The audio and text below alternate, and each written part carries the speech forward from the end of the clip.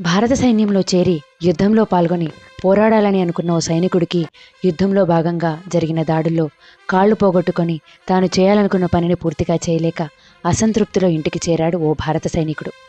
చిన్నప్పటి నుండి తన దేశభక్తిని అంతా కొడుకుతో పంచుకునేవాడు. దేశాన్ని కాపాడడంలో ఉన్న ఆనందం చెప్తుండేవాడు. తన తండ్రి అసంతృప్తిని ఆ అబ్బాయి చిన్నప్పటి నుండి గమనించడం వల్లనో ఆ దేశభక్తి తనలో చిన్నప్పటి నుండే ఉంది.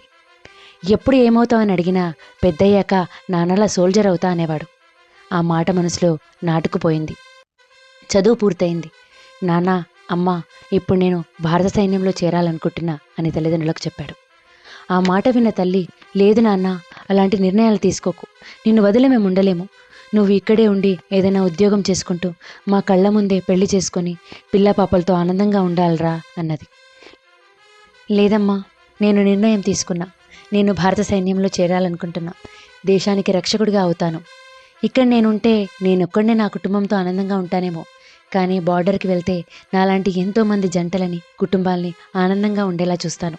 నన్ను ఆపొద్దమ్మా అని చెప్పి వెళ్ళిపోయాడు. అతనే ఇప్పుడు జరుగుతున్న భారత్ పాక్ యుద్ధంలో సైనికుడిగా పోరాడుతున్నాడు.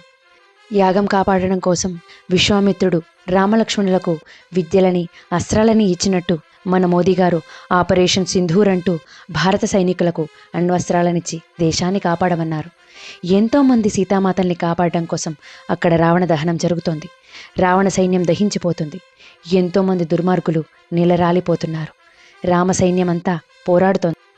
మరి ఆ యుద్ధానికి వెళ్ళిన సైనికుడి భార్య అనుక్షణం ఎంత నరకయాతన అనుభవిస్తుందో ఎవరమైనా పంచుకోగలమా? ఆ తల్లి కడుపు ఎంత తల్లడిల్లుతుందో ఎవరైనా అర్థం చేసుకోగలమా? ఆ తండ్రి గుండె ఎంత బరువెక్కిందో ఆ బరువు ఎవరమైనా మోయగలమా? లేదు కదా.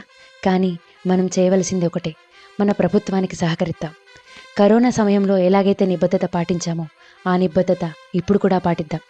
అనవసరంగా ఎక్కడ పడితే అక్కడ తిరగకుండా ఉందాం.